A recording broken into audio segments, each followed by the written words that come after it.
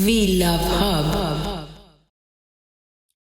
Well, I'm delighted to kick off season 2 with the irrepressible Kate Codrington, who is joining us live from London, England. Welcome, Kate. Thank you. Lovely to be here. Well, Kate, Hi, Kate. Hi. Kate is a menopause mentor, facilitator, and writer, and she's been a therapist for almost 30 years.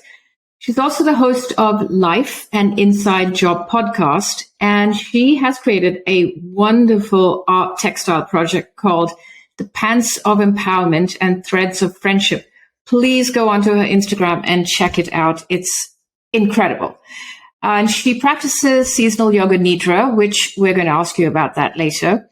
And, but we're really excited today to have her here because her first book, Second Spring, The Guide to Self-Care for Menopause, has been published by HarperCollins and is now available in the UK and the US.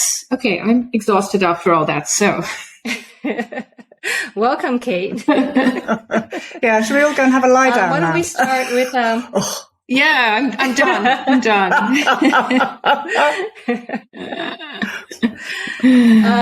Let's start with your book, Second Spring. What is our second spring? Well, here she is. And she is humongous. She's bigger than my head. She grew like Topsy. And Second Spring, I used it here in the Chinese medicine sense to refer to postmenopause. So a time of life where we've been through this enormous transformation in menopause, and we come to a new place where we can reconnect to the kind of joys and the kind of playfulness and sense of possibility, very similar to what we had when we were teenagers. Interesting.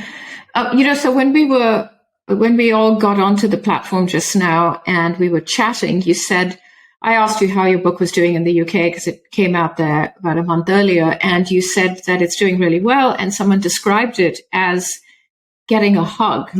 When they read it, they feel like they're getting a hug. So can you tell us what is it that has resonated with women at this stage of their lives? Yeah, I think that very like the US, in the UK, menopause, it's becoming more spoken about now. The level of shame is dropping away slowly, but there's still a massive amount of fear. And because of the way that we think about health and illness, and very particularly women's health and women's cycles, menopause is seen as something to be fixed, as more evidence that a female body is broken. That because we're not running on a linear path of super productivity, decade after decade after decade, taking care of everybody's needs all the time, without question, when we start to question whose needs we're taking care of, we are pathologized as faulty and told to take a pill and to, pull yourself together and get on with it and stop making a fuss. And my book, Second Spring, really talks about, it's really a feminist book about looking at how come we're all so exhausted and how we have been pushing ourselves for decade after decade after decade because we felt that we're not good enough. Living in a misogynistic culture where we feel that we have to prove ourselves and work twice as hard all the time and do the domestics and childcare. No wonder we're tired. No wonder we're exhausted. And this shows up as ill health in our 40s very often, and as challenges. So it really takes that perspective, and from that really reassures people that they're okay. You're okay. If you're getting out of bed and you're just about taking care of yourself, you're winning. Really celebrating that our bodies are okay. And I think that's such a refreshing and unusual message, because as humans, we are always drawn to the negative, to the fearful headlines. And the headlines are fearful. Even the positive stories about research and developments in understanding generally get a negative headline because that gets the clicks, that gets our attention. Yeah. And this book is not that. That's true. So even with your reinforcement of positive messages, you're still getting the clicks from people. Apparently so. Yeah. I'm just relentlessly like Pollyanna, you know. You remember Pollyanna? There's a Yes, I know film. Pollyanna. I'm just so glad. Yeah. I'm sure I annoy a lot of people. And I do annoy a lot of people. But, you know, I think it's my job to hold this positive possibility. And looking at the statistics, about a quarter of people do not experience extreme symptoms or troublesome symptoms. So it's not always the story that we're suffering. Mm-hmm. Okay. Someone else described your book as the artist's way of menopause. Can you tell us what that I really can tell means? you how happy I was when she said that. Yeah.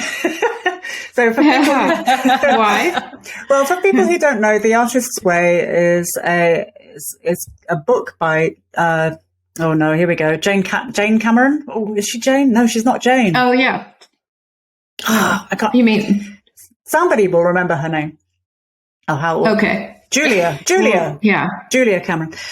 About reigniting our creativity through play, through engagement with ourselves, and through giving ourselves time for creativity. And essentially, that's what Second Spring is about. It's about bringing our own self, our needs, our tenderness, our vulnerability, and making it important and offering the possibility that we could give ourselves time for that. In little doses, step by step through our days. So it's not about escaping to the Caribbean, because you know we could do that. Well, if you could afford it, we could do that. Yeah. But then you'd come back to the same life. You know, it's about gradually recalibrating our expectations and, importantly, the expectations of the people around us, so that we put ourselves first. And that is excellent modeling for our partners. You know, it's a community effort, because our partners, our kids, our work colleagues are all in the same soup of trying too hard and super productivity all the time. So by putting ourselves first, we're role modeling really excellent self-care, public service, really. You're a public servant. So you separate the different phases of menopause into categories, being separation, surrender, emergence, and finally our second spring. How can we be more aware of what phase we're in? That's such a great question. Let me say, I'll give you a little headline, bullet pointed description of them so people can key in and get a feel for what it's about. So separation is, you'll find probably in perimenopause, and this is where you're fighting it. This is where you're really, really struggling again and resisting against the change. So for example, you'll be feeling tired and you'll probably berate yourself for not being able to do stuff, you know, that kind of thing. And this moves into surrender, which is much more where the tiredness is there, but we're able to take care of it. And as I was saying earlier, prioritize ourselves. So it's about finding self-compassion, kindness towards ourselves. And again, because we've been brought up to criticize and judge very often ourselves, this takes a bit of practice. But menopause is calling us into a better relationship with ourselves. You know, it's this sort of red light moment where we start to realize we're not going to live forever, and make choices about, well, how would I like to live the rest of my life? You know, am I going to continue to live the rest of my life beating myself up? Or am I going to let go of all that nonsense and go and have some fun now? And this moment of surrender just helps us to soften into kindness with ourselves. And the emergence, the next phase, is a result of that kindness, and that our energy starts to rise again and we start to get interested in the world. So separation and surrender are more cave-like. It's more like autumn, winter hibernation. We're coming in and getting quiet and really not wanting to engage so much with the outside world. And emergence is just that point where you start to sniff the spring air and you start to think, oh, well, it could be really interesting if how about if but that's still the time when we're in a dreamy time. And if we go out too quickly, because typically we rush out as soon as we have a bit of energy, we rush out and give it away as fast as we can, we tend to end up flat on the floor again. So the emergence phase is a time to receive. And how are you at receiving? Not terribly good. I mean, I probably don't sit with it enough. I know, Anne, are you good at receiving and accepting? Well, depends. Yeah. On what it is I'm receiving. It's true. But usually I think I'm pretty good at just receiving and just sitting back and saying, okay. That is a superpower. You really have something so precious in there. Yeah. No, I think that's a really good point. I think we could all learn to just sit with our feeling, not just feelings, but everything that is going on around us and, our environment, and just take it in and understand it a little bit better and not kind of rush through the next phase and what's next for us. And I think that's really good advice. And it takes, I just want to say that that's not an easy thing to do, because our culture is all about rushing. It's all about moving forwards. It's all about being over there, whether it's having a more reviews on your podcast or a bigger car or having your kids get to somewhere or something, or, whatever. It's all about that. Yeah. So to sit back and to receive and to take in our environment is pretty radical, and we need support.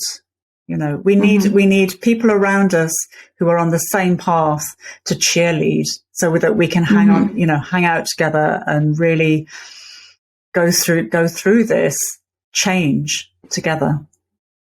Yeah, the importance of friendship, I think, with our girls. That's how we sort of supported ourselves through the menopause phase and the roller coaster of it all, is that we had each other, and we would go out and we would laugh and discuss everything that was going on and help each other. And it was just a huge help, but it also made us realize what we were going through.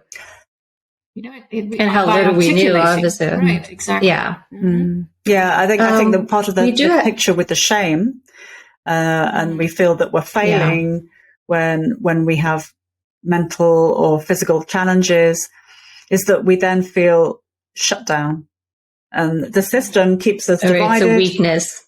And quiet. And as soon as we get together, we feel, oh, hang on, I'm not alone. Everybody is feeling this. It's not me that's broken. And that's just, then our cortisol drops and we can settle, and then we can really feel into what we do want rather than just what we don't. Would you say that you went through menopause in this enlightened way, or did you learn after the fact? Oh, I wish I could say yes. I was there.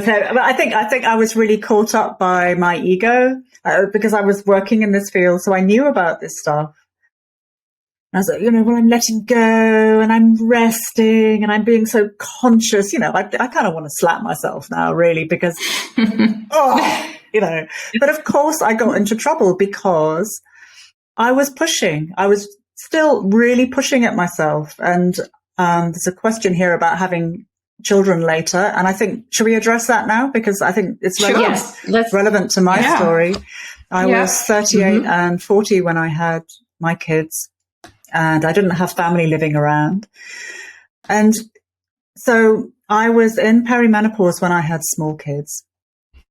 And, small kids need all of you all the time. Perimenopause, you want to be more alone and quieter. Like there's this massive challenge here and a massive, gritty, really hard compromise. And I think that, I felt I was a terrible mother. And I think many people, I think that's very common because we have these enormous competing different needs going on. So I had small children, and I was, finally they were in school and sort of school full time, and I was able to work. So I was working really hard and really, pushing my business, and I'd still let go of loads of stuff. I'd let go of a couple of businesses, but I was still pushing at it. And it really wasn't until as I was a body worker as well. And it really wasn't until my hands started to swell that it was really brought to my attention. Look, Kate, do you want to be able to make the art that you want to make in your life? Or are you going to push your body and hurt yourself by doing it, by trying to achieve goals? And this is one of the things that is central to many people's experience, that we have to let go of particular roles and identities. But thinking about the parenting thing, it's if there's a misconception that people think of menopause and they think it happens at 50 or 52.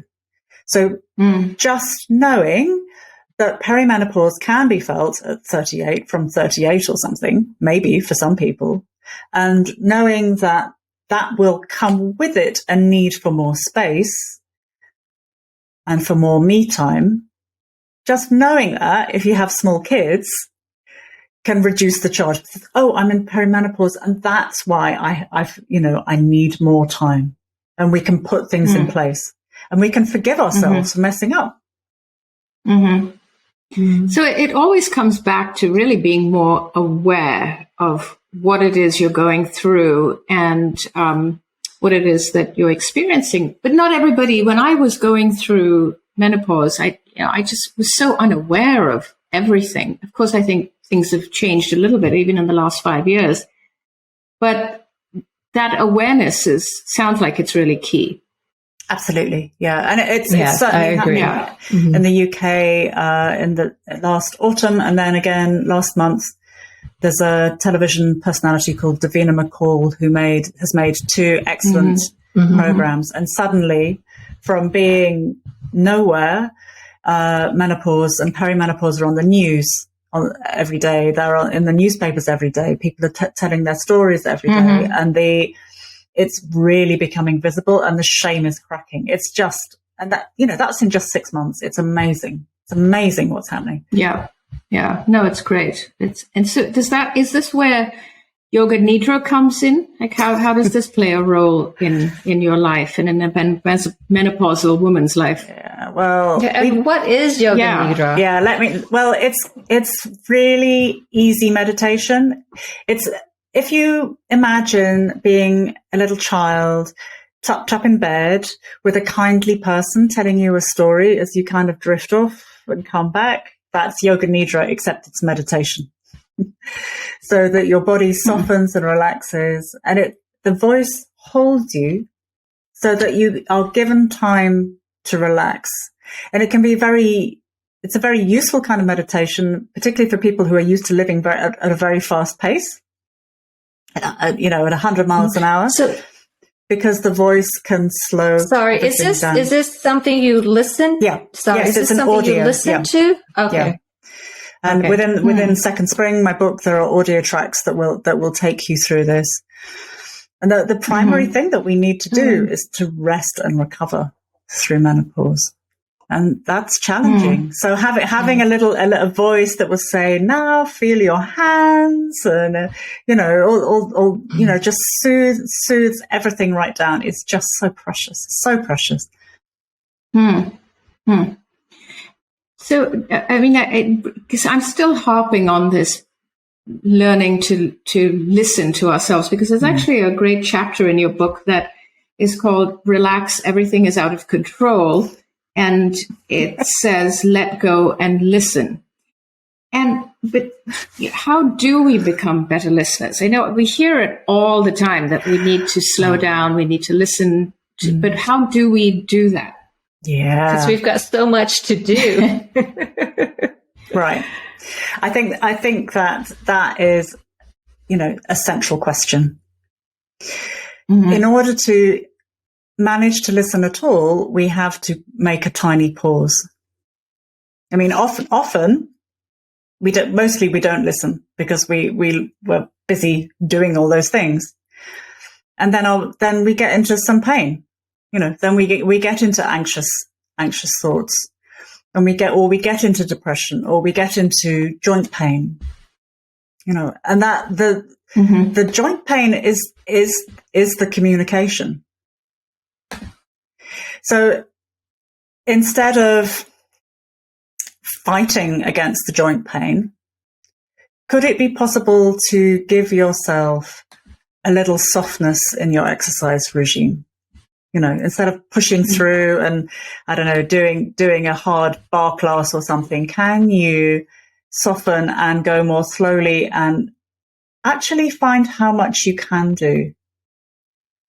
And that, in that moment of, oh, well, I can't have my arm completely straight up or straight out or whatever the thing is, but I can have a soft shoulder.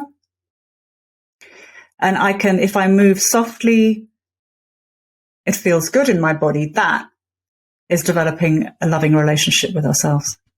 Right there. Yeah. And to do that, you have to slow down. You have to slow down or create little moments. So, we all have endless stuff to do. How about taking an extra breath when you're sitting on the loo? How about, this is not me. This is from a client of mine who said that whenever she parks her car, she does a 3-minute breath practice.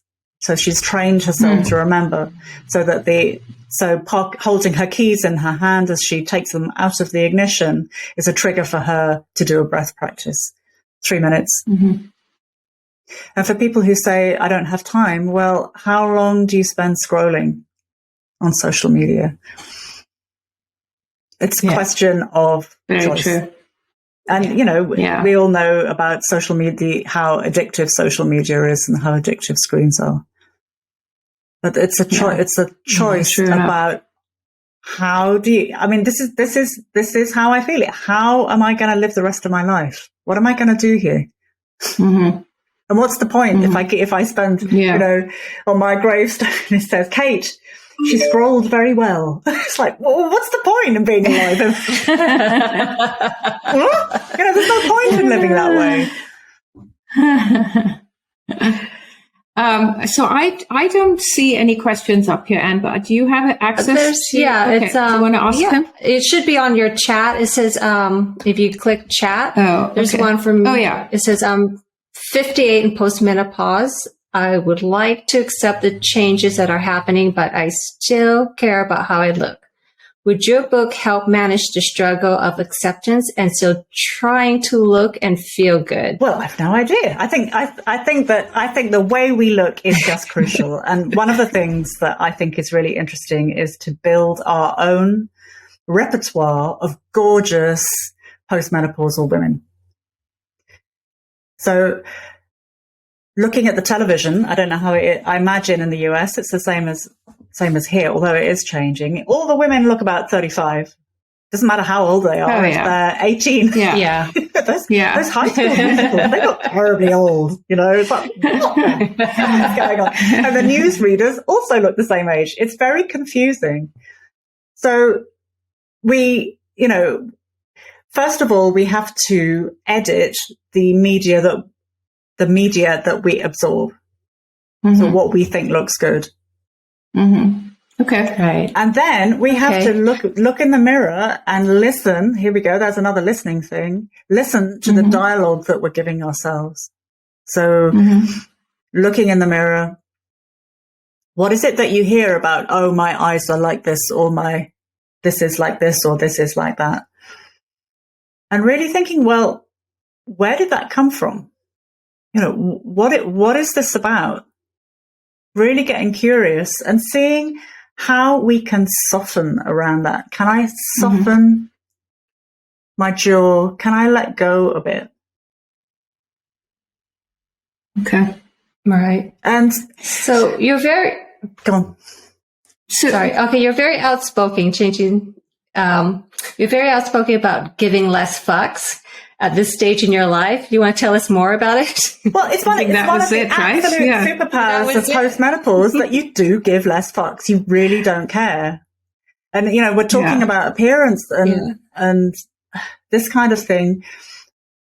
And again, it's like wear what you love. Find beautiful women who are inspiring and express themselves through their clothes and really go for it. I mean, why not? What? Why not? Because there's nothing as sexy as confidence. There's nothing as sexy as a woman who knows her sexuality, who is wearing fantastic underwear for herself, not for anybody else, because she has that kind of strut and that kind of stride. And I don't know, there's something about French women, don't you think? That I think maybe they have better, they definitely have better underwear. Actually, someone just commented, I walked out of the house in a super cool short mini, but went back in to put on leggings. Well, how human. Wrong move. Go back home and take the leggings off, please. It's 80 degrees outside. But you know, I think that I don't want to sell our postmenopause as a kind of, I'm not really Pollyanna. It's not all about Pollyanna, because we do go outside in our miniskirt and we're kind of, here I am. And then the shame comes and the fear and our smallness. And then we can go on and put the leggings on and go, ooh, well, that feels like this. And there's something about postmenopause, and we absolutely give fewer fucks. And at our best, we can learn to care for this vulnerability, for the self that doesn't want to wear a miniskirt, for the self that feels wobbly and small, and own her.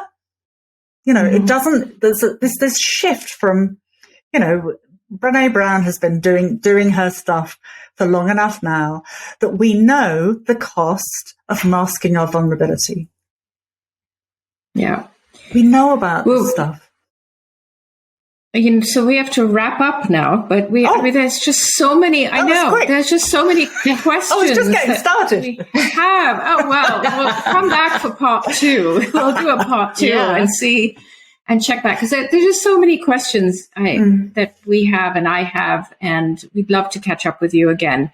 And thank you to the people who joined us today, our audience. Thank you, and to Kate especially, who's not having dinner right now in London, but talking to us instead. So because you're thank you for your time. Very special. And please go out and get the book, Second Spring. Yeah. And also check out Kate Codrington on Instagram.